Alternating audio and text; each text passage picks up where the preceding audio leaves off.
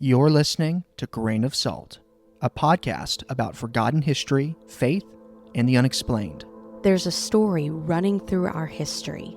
We follow it through scripture, ancient civilizations, and modern disclosures to uncover what has been hidden in plain sight. This is Grain of Salt.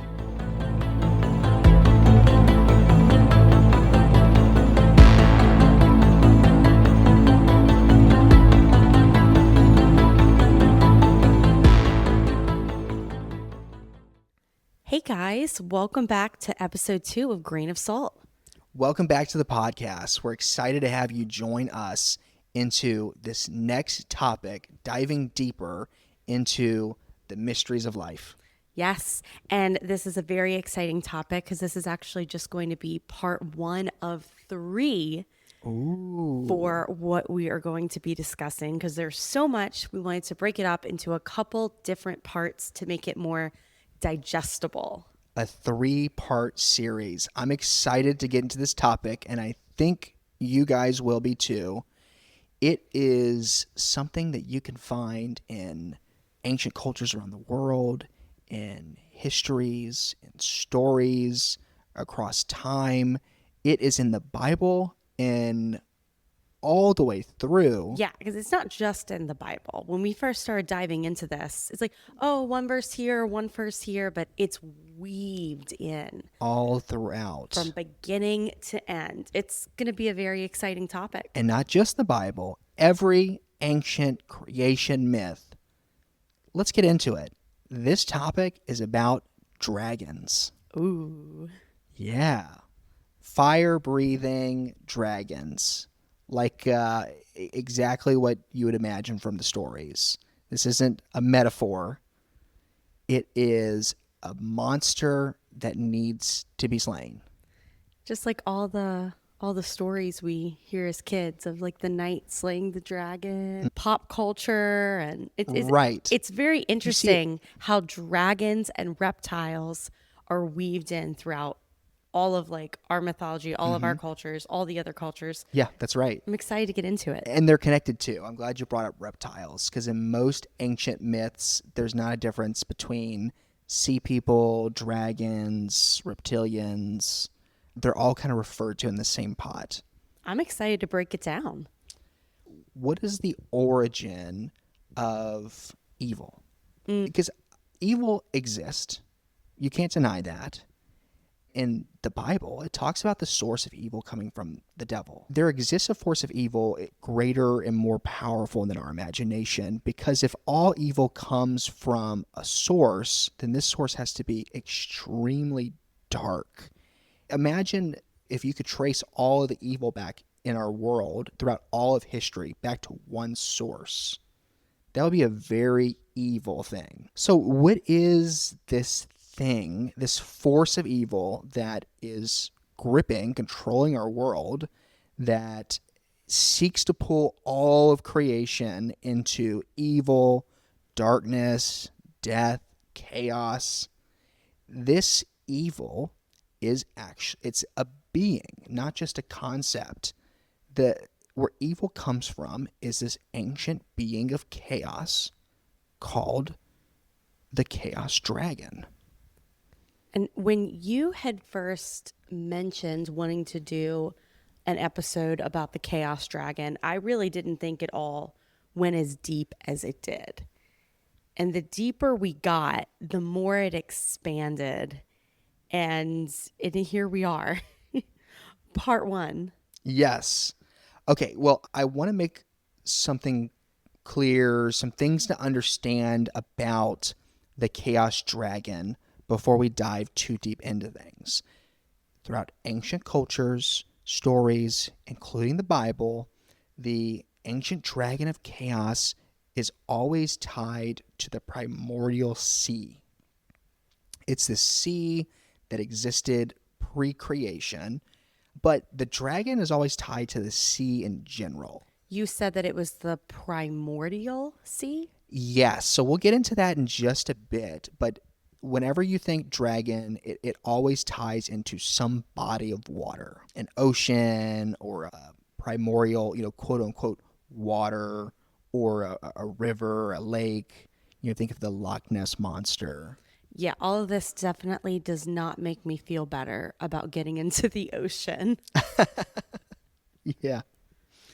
It's kind of odd because when I think of dragons, I first think fire breathing. I don't immediately associate them with water, but in the ancient world, they do.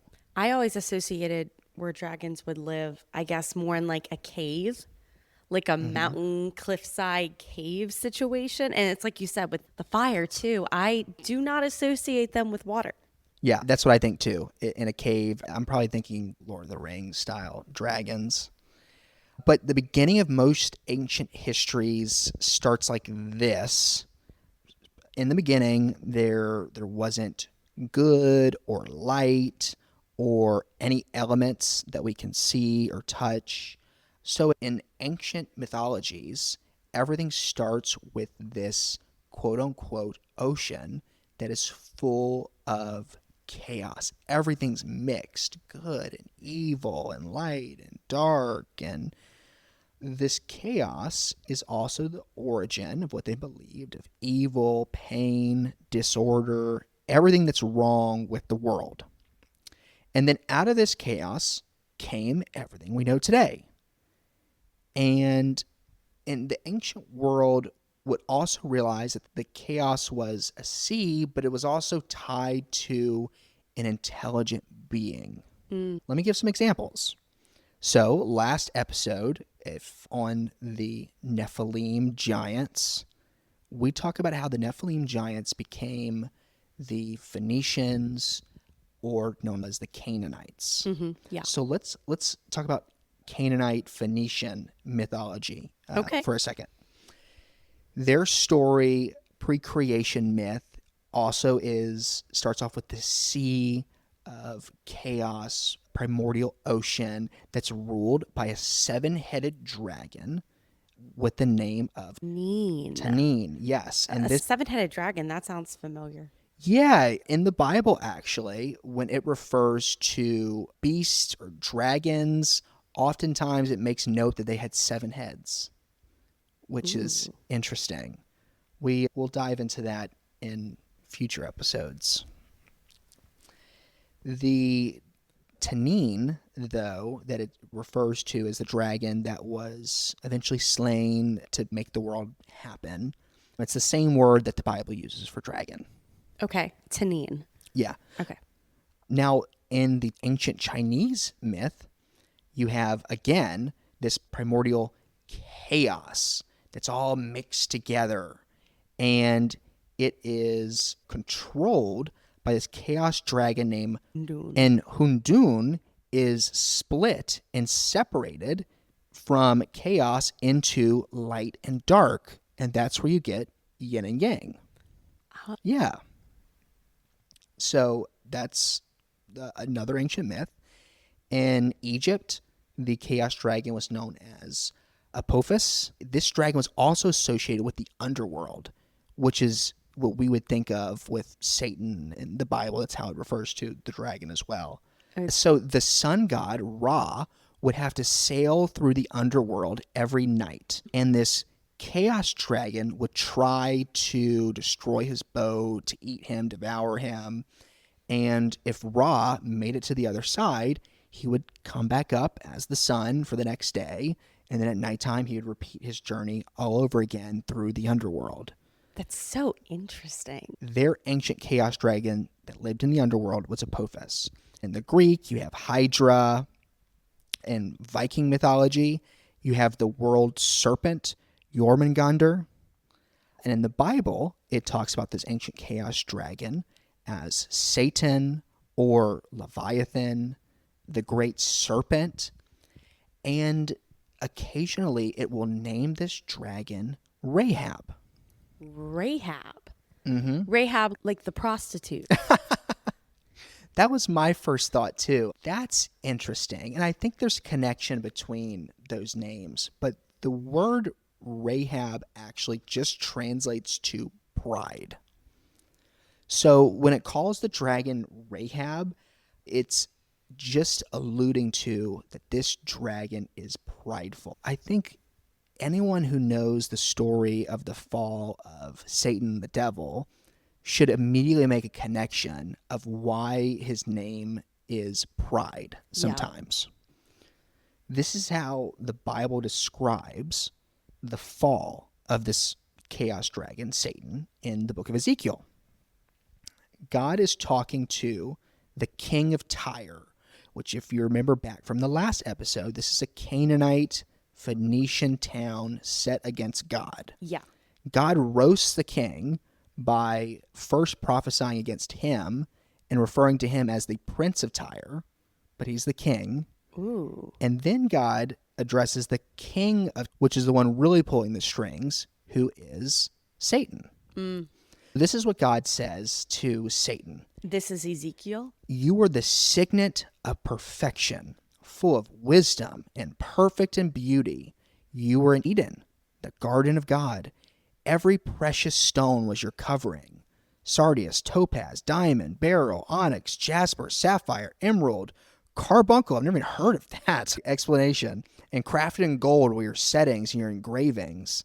On the day that you were created, they were prepared. You are an anointed guardian cherub.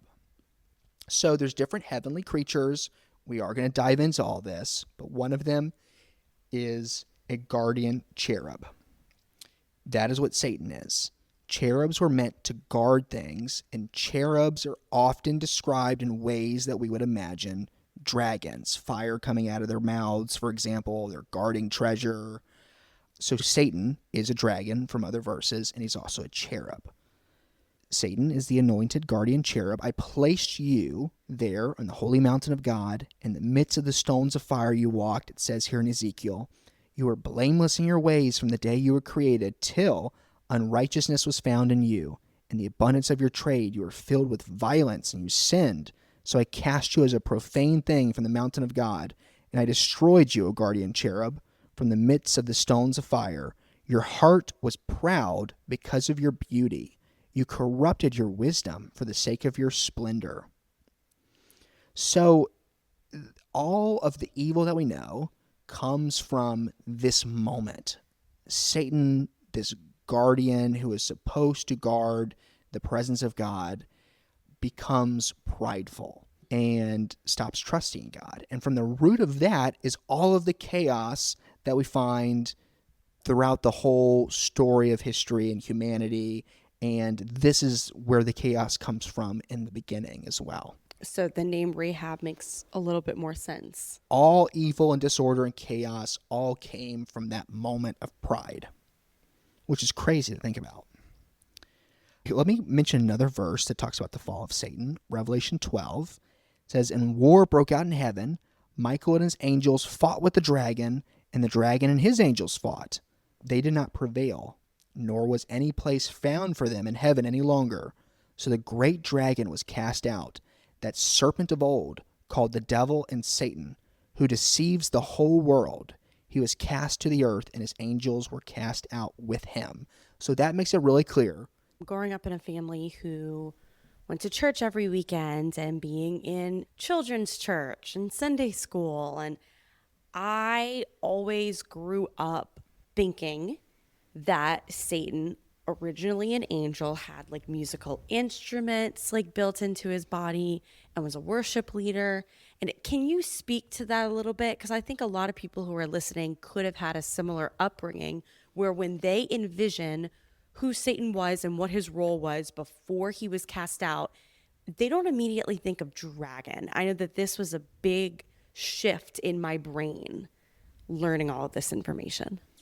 Yeah, people say Satan was a worship leader because, like, in that verse that we're talking about in Ezekiel, in the beginning when Satan's created and he's given all of these stones and diamonds of every kind, which is another thing that I picture in my head when I think of dragon, is just treasure and diamonds. But it also says that you're crafted in gold were your settings and your engravings. And the word for engravings, they're actually not 100% sure what that means. So some people translate that as instruments. Exactly. But that word for engravings can be used in different ways depending on the context. So there's a couple of options for how you could translate that in this verse. But many people think of Satan as looking like a regular person with horns, not having that much power, or like an actual snake. Satan is a dragon. He is powerful, more powerful than any human. The Bible actually alludes to him as being the wisest creature. So he is an opponent to be feared. And actually, in ancient stories, the gods couldn't defeat the chaos dragon. So in other mythologies outside the Bible, the chaos dragon is either not defeated in just this constant cycle, like with an Apophis, or the main chief god dies in the process of defeating the chaos dragon. So there really is no happy ending where chaos is defeated outside of the Bible. That's interesting. I didn't know that. This is how the Bible tells the story of the ancient primordial sea of chaos and the chaos dragon being defeated through creation in the beginning. So let's talk about what the Bible says. Genesis verse 2, in the beginning, God created the heavens and the earth. That's how it all starts. But then the verse after that says, now the earth was formless and empty, and darkness was over the surface of the deep, and the Spirit of God was hovering over the waters. So we have a couple of words here, the deep, which can also be translated as abyss, and this is like the deepest part of the ocean. This is alluding to somewhere where life does not thrive or exist. And then also the Spirit of God was hovering over the waters. Now, with the earth being formless and empty, in Isaiah 45:18, it says, God himself, who formed the earth and made it, he established it. He did not create it in vain. It's the same word where it's used for formless and empty. It's tohu. So it says God did not create the world in tohu. He formed it to be inhabited. So if God didn't create the world in a way that was formless and empty, vain, how did it get that way? The answer comes from the next sentence. Darkness was over the surface of the deep. The word for deep or abyss is tehom. Tehom is the same word used in the Babylonian myth for the chaos dragon. In the Babylonian myth, there was primordial waters, and in those primordial waters, the abyss, the deep, lurked a chaos dragon named Tiamat. So the word used in Genesis chapter 1, verse 2 for darkness was over the surface of Tiamat, Tehom. According to the Cultural Background Study Bible and Bible Project, the common narrative in creation is that God is bringing order out of the chaos and defeating the chaos dragon. And he does this by commanding light, and he separates it from the darkness. And then he splits the water of chaos to make room for living creatures. In Psalm 73, it says, it was you who split open the sea by your power. You broke the heads of the monsters in the water. And then he creates mankind in his image to rule over the chaos. He commands them to fill the earth and subdue it. Why would you need to subdue a peaceful planet? So this is really interesting because I read Genesis 100 times, and especially, the first few verses, creation, his spirit was hovering over the water and separates the light from the darkness, and the plants and the animals and humans. But it wasn't just simply creation. It sounds like what you're communicating is that defeat happened, war was happening. God comes in and says, this is no match for me. I'm going to bring shame to your plan with my creation. But when you just read that verse, it does not seem like a hostile environment. Exactly. Unless you understand the context, other mythologies and ancient cultures, there's a lot of help that comes from the Cultural Background Study Bible. You wouldn't understand that there's a battle narrative going on in the first chapter of the Bible. And it all ends on the seventh day where God rests. Is the only times you read about a deity resting is in their temple after returning victorious from battle. Wow. So, at the end of this narrative of God using his orders to bring order out of the chaos, he defeats chaos and he rests victoriously. Wow. While us, created in his image, and again, in that culture, if you were in the image of a god, you had the right to rule. And a king would place his image over a city to show that he had power and authority and rule there. Wow. So we were created to subdue this chaos that God had defeated and rule and reign, displaying God's goodness throughout earth for all time. In the image of God. Wow. Yeah, it's powerful stuff. God specifically brings up other narratives about the Chaos Dragon just to emphasize that he has defeated the Chaos Dragon in any culture that you can imagine. So like looking at the Canaanite Phoenician story of the dragon, in their Ugaritic text, it says, though you smote Latan, the fleeing serpent, finished off the twisting serpent, encircle her with 7 heads. Well, it says the same thing in Isaiah. God makes it clear he was the one who did that. And that day, the Lord with his hard and great and strong sword will punish Leviathan, the fleeing serpent, Leviathan, the twisting serpent, and he will slay the dragon that is in the sea. And then the Egyptian serpent god of chaos, Apophis, was believed to cross over into the physical world through the Nile River.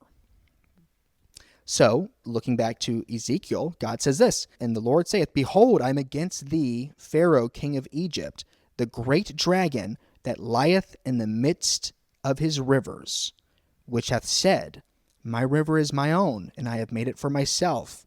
But I will put hooks in thy jaws, and I will cause the fish of the rivers to stick to your scales, and I will bring thee up out of the midst of thy rivers, and all the fish of the rivers shall stick into thy scales. Whoa. He was addressing their chaos dragon that they think lives in their rivers. He's the one who has power over it that'll pull it out. And in Chinese mythology, Hindu, Greek, Egyptian, Gnostic, even the Vikings use the ancient sign of the Ouroboros, the connected serpent. If you've ever seen the symbol, it looks like a circle, and it's a big serpent that's eating its tail. You find that all throughout history. Everywhere. So that's in the Bible. The word Leviathan in the Bible translates literally as the connected serpent, or a serpent who is joined together like an Ouroboros. Wow. You know, knowing all of this, it makes it even more disturbing how many cultures and people worship the dragon. Yes. Put the dragon up on a pedestal, have festivals around the dragon. Yeah. The year of the dragon, the year of the serpent. Like, that's right. And you see the Ouroboros symbol like proudly everywhere. on so many symbols throughout history. Yeah. Wow. God has defeated Leviathan. He says in Job 41, can you pull Leviathan in with a fish hook or tie down its tongue with a rope? Can you put a cord through its nose or pierce its jaw with a hook? Will it keep begging you for mercy? Will it speak to you with gentle words?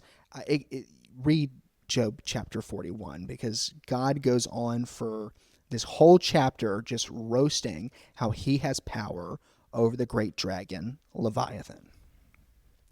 So God has defeated the seas of chaos and the chaos dragon at creation, the source of disorder and evil.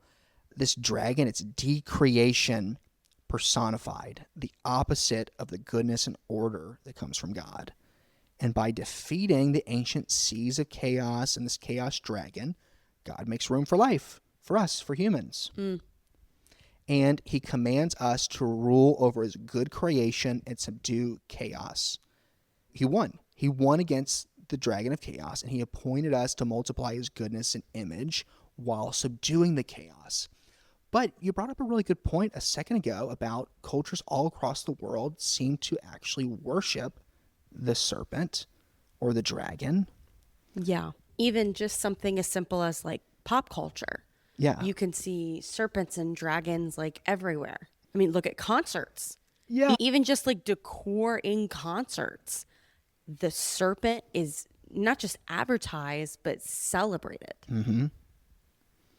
you see that everywhere. I mean, it's even random things having serpent imagery, like the Phoenician symbols that's used as the medical symbol. But the question is, though, how did we go from God defeating chaos, appointing us to rule over this chaos, to a world that's filled with chaos and filled with people who respect and even worship the image of all this chaos? The very thing that God defeated. Correct. Yeah, the great serpent, the dragon. How did the world fall into chaos from already defeated chaos? What is giving the dragon legal right to pull all of these strings? Right. And to mess with people's lives? How is this still happening? The answer is us. What gave the dragon legal right to now rule our world? We did. But to find out about that, how the dragon went from defeat to controlling our world, you need to tune in to the next episode of Grain of Salt to learn more about the revenge of the dragon and the plan God has to ultimately defeat him for good. All right. Well, we'll see you guys next time. Looking forward to the next episode. If you've got questions that you need answered, theories that you can't stop thinking about, or ideas for a future episode, visit the link in our bio. We would love to connect with you.